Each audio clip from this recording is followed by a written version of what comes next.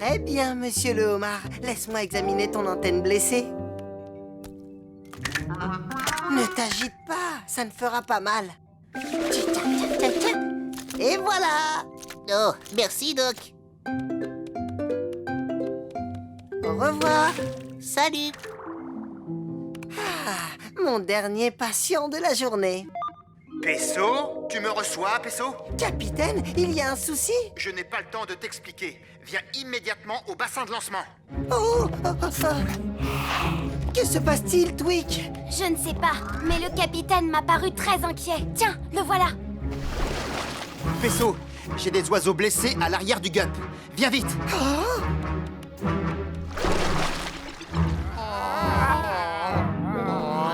Des pélicans! Et j'en ai moi aussi. Pesso, on les a trouvés recouverts de détritus. Ils ont besoin de toi. Tweak, vide ton atelier. Nous l'utiliserons comme salle d'urgence. Pas de problème, Pesso.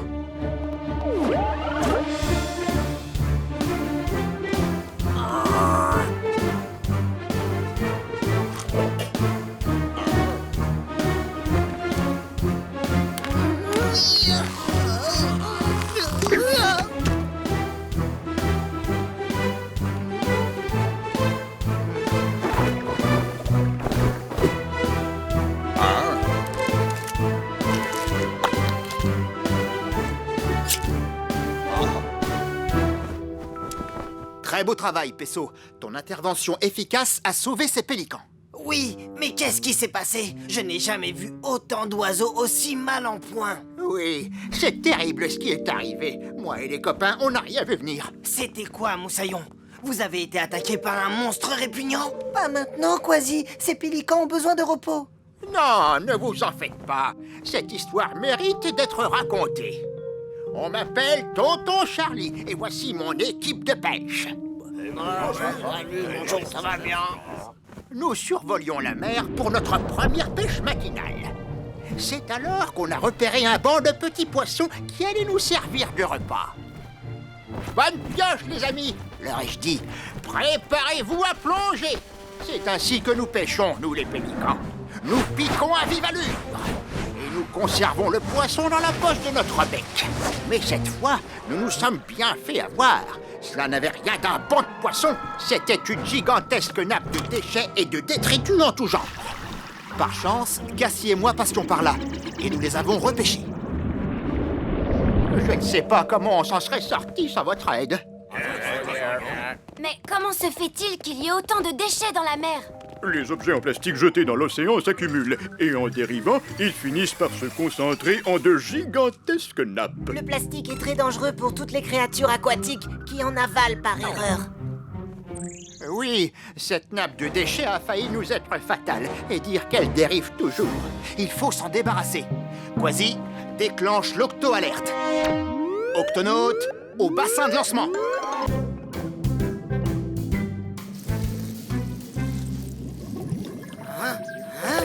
Par mes moustaches!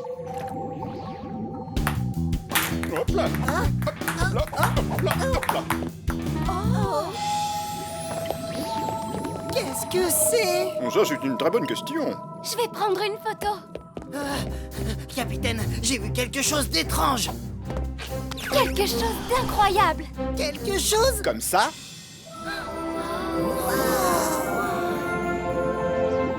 Oh, fantastique. Oui, mais qu'est-ce que ça peut bien être? Shellington, Je n'en ai aucune idée, capitaine. Je suis en train de chercher dans la base de données. En tout cas, c'est très beau. J'ai trouvé!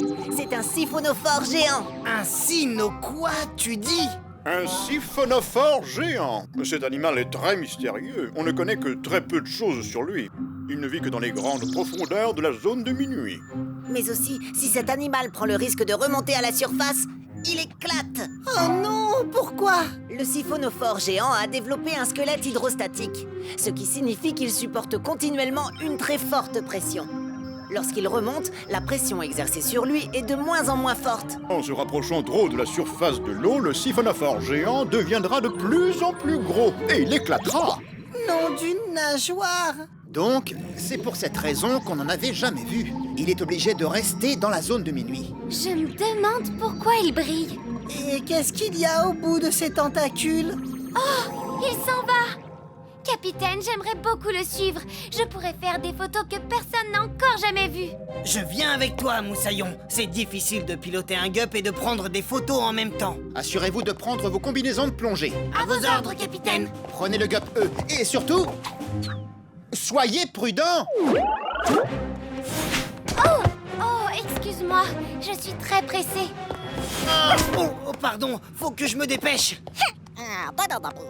Tweak, ouvre l'octo. Écoutille. C'est parti, Quasi.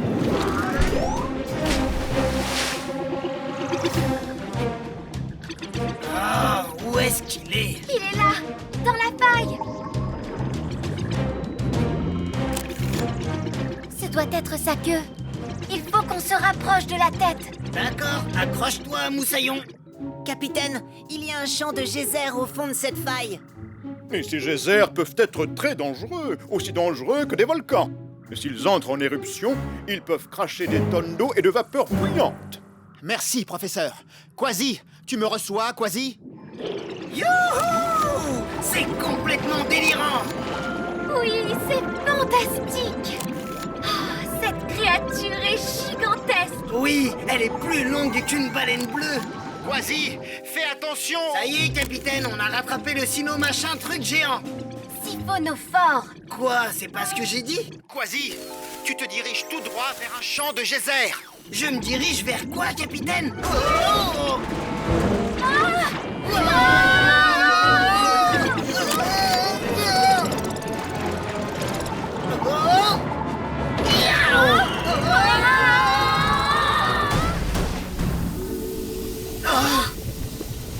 Par mes moustaches, on s'est posé au-dessus d'un geyser. Quasi, Cassie, répondez. Pesso, déclenche l'octo-alerte. Octonaute au bassin de lancement.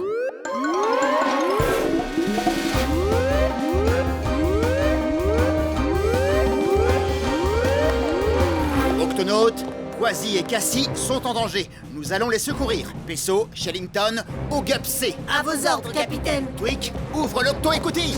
À vos ordres, capitaine.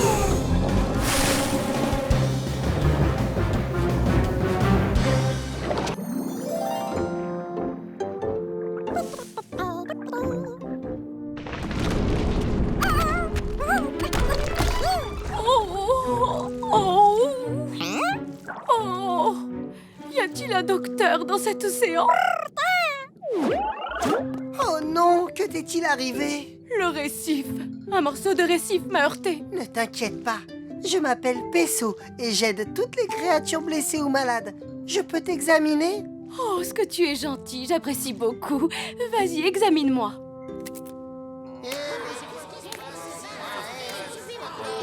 Oh, j'entends des sons très étranges. Je vais utiliser les rayons X pour comprendre ce qui lui arrive.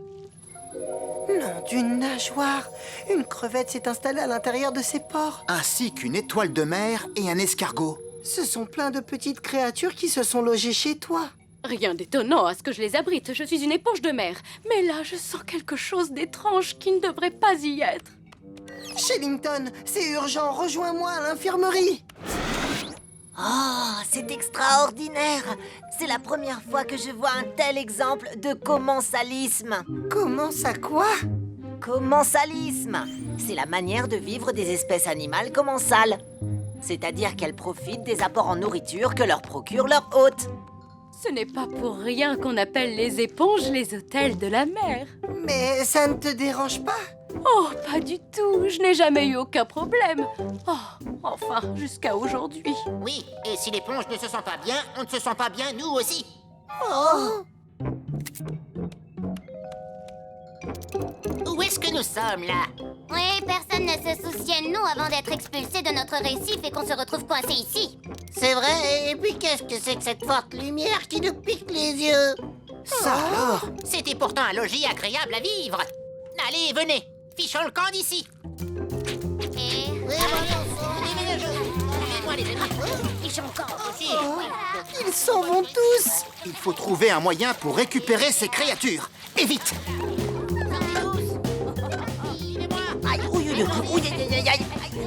Oh, désolé.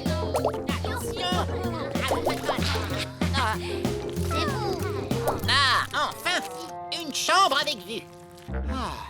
Voilà, c'était le dernier, Pesso. Est-ce que tu te sens mieux maintenant qu'ils sont tous sortis? Non, il y a encore quelque chose qui me gêne.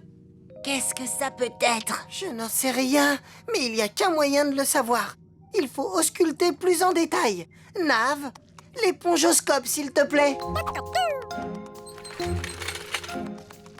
Très bien, ça ne fait pas mal. Mais tu auras une sensation de chatouillis. Voyons comment ça se présente. Est-ce que tu vois quelque chose, Pesso? Ah ah! Shellington, mais quelle est cette créature? Eh bien, ça ressemble à un pou de baleine. Qui regardez-vous comme ça? Un pou de baleine? Voilà pourquoi je me sens si mal. Mon métabolisme ne les supporte pas. C'est à moi que vous parlez? Je n'ai pas l'impression qu'il soit en grande forme lui Et aussi. pour cause, Pesso. Les poux de baleine ne peuvent survivre que sur les baleines. En aucun cas sur une éponge de mer. Excusez-moi, monsieur le Pou, mais sans vous commander, il va falloir que vous sortiez de cette éponge. Non, non, pas question, je suis un pou de baleine. Alors je ne sortirai que lorsque vous m'aurez trouvé une baleine. Capitaine, l'éponge de mer ne pourra pas guérir tant que le Pou ne sera pas sorti. C'est bon, Léo. Jusqu'ici, tout va bien. Maintenant, je vais examiner tes tentacules. Très bien, très bien. Tout va très bien. Oh, il n'y a qu'un seul de tes tentacules que je dois démêler. Ça ne te fera pas mal. Et voilà, tu dois te sentir mieux. Non, tu es vraiment le meilleur docteur de tout l'océan, Pesso. Oh, ça mérite un petit câlin. Aouh, tes piqûres sont toujours aussi efficaces. Oh, toutes mes excuses, j'aime tellement les câlins. Mais c'est sûr, je n'ai pas la manière. Ne t'en fais pas, Léo. Ma combinaison m'a protégé. Après tout, tu es une méduse à crinière de lion. Tu es fait comme ça. Ah, tu as raison. C'est comme ça que je me protège, moi et mes amis. Si un gros poisson, comme celui-ci, s'attaque à mes amis, eh bien, je lui prépare un cocktail d'aiguillon. Tout va bien, les amis. Ah, tu es notre roi, Léo. Et tu nous donnes toujours de quoi manger. On est tous très heureux. Qui veut une consultation et un autocollant? C'est bon, Nav. Nous avons enfin terminé la réparation du moteur. Il ne nous reste plus qu'à faire entrer l'eau.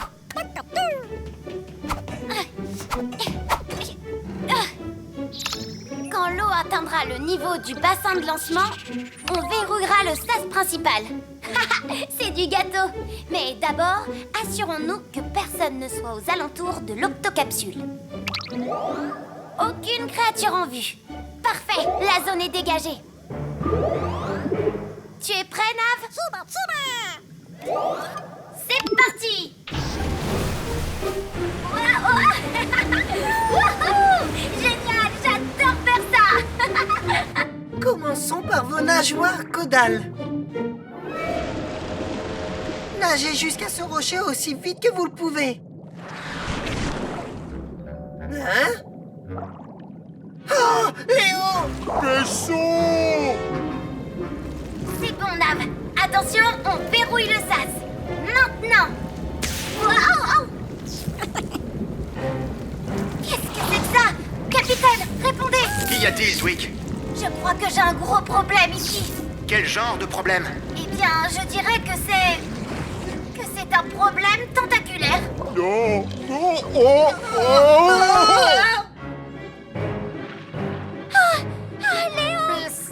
J'aimerais bien avoir mon autocollant. Oh, il y a un autre problème. L'octocapsule est en train de prendre l'eau. Hein?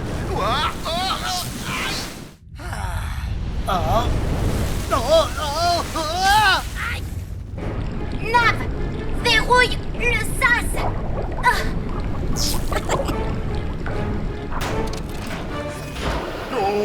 Oh, que s'est-il passé? Je suis désolée, l'ami. Tu as été aspiré à l'intérieur de l'octocapsule. Mais ne te fais pas de soucis. Oui, nous allons te libérer et te ramener dans l'océan. Non, mais... Et tous mes amis? Ces petits poissons sont en danger sans moi. Je dois sortir tout de suite. Oh, oh, oh, oh. Léo, arrête, tu risques de te blesser. Pesso a raison. Écoute, nous allons t'aider, toi et tes amis. D'accord, mais s'il vous plaît, faites vite. Nave, Il ne risque rien, les piqûres ne font que le chatouiller. ça ne t'ennuie pas de rester avec Léo, Nave? Léo, je te donne ma parole d'octonaute que nous allons te sortir de là. Pesso, déclenche l'octo-alerte. Octonaute, nagez jusqu'au QG. Et enfilez vos combinaisons anti-piqûres.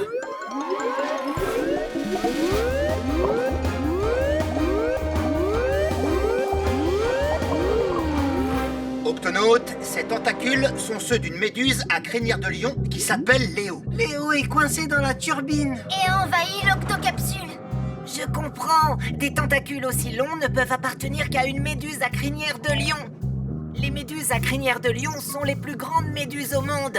Elles peuvent atteindre la taille d'une baleine bleue. Leurs tentacules servent d'abri et de protection à de nombreux petits poissons. Oh non, des rosettes! Sans la protection de Léo, ces poissons sont en grand danger. Nous devons agir et vite. Notre mission est de démêler les tentacules de Léo, mais aussi de protéger les poissons. Capitaine, je sais par expérience que démêler des tentacules à l'aide d'autres tentacules ne sera pas bénéfique. Le professeur a raison. Je préfère protéger ces poissons. Je n'ai peut-être pas de tentacules urticantes, mais... je crache de l'encre.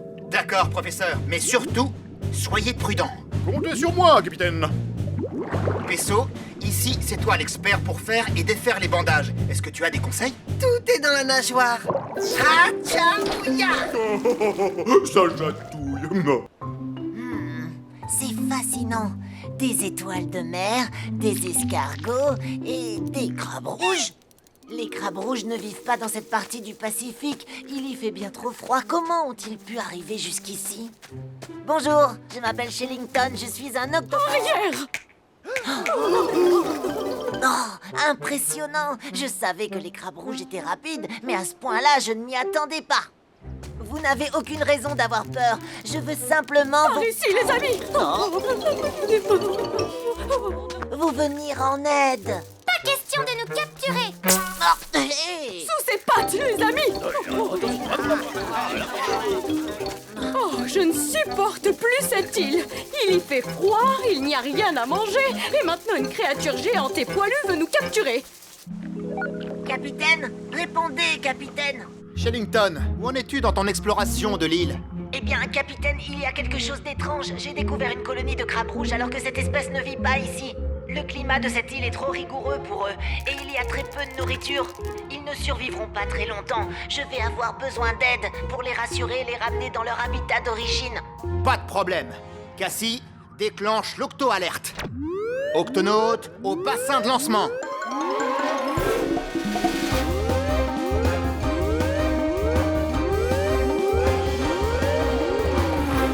Octonaute, Shellington a découvert une colonie de crabes rouges que l'on va devoir déplacer. J'ignore comment ces crabes sont arrivés ici, mais il faut absolument les ramener chez eux, aux îles Galapagos.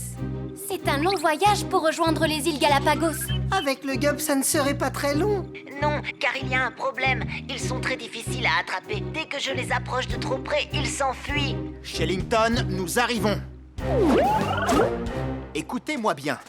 Montrons-nous calmes et prévenants. Ces crabes sont très loin de chez eux. Ils sont déstabilisés et apeurés. Regardez, encore une créature poilue. Pas de panique, les petits crabes. Vous allez venir avec moi. Hein?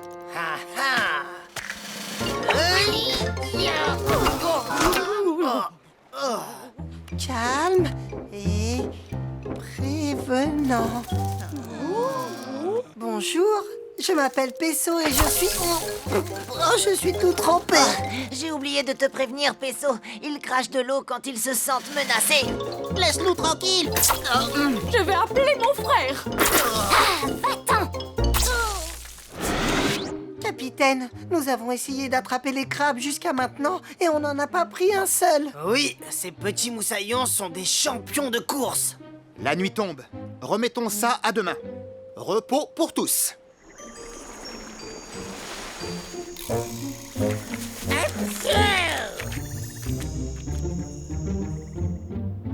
Bonjour, octonautes. Est-ce que vous êtes prêts pour une petite pêche au crabe? Prêt, capitaine. On les attrapera avant même que vous n'ayez pu dire carottes en bottes croquantes qui craquent. Et rappelez-vous que ces crabes sont très rapides. À nous de l'être aussi, compris? Compris. Ça va prendre du temps. Alors, s'il vous faut une pause, Nav et les végétaux vous ont préparé un buffet de brochettes d'algues. Octonautes, passons à l'action.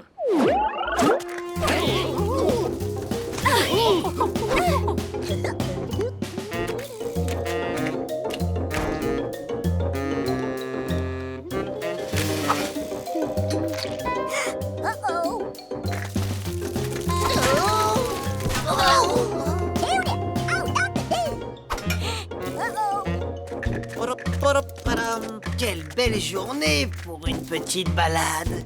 Je n'ai pas l'intention d'attraper des crabes. Oh,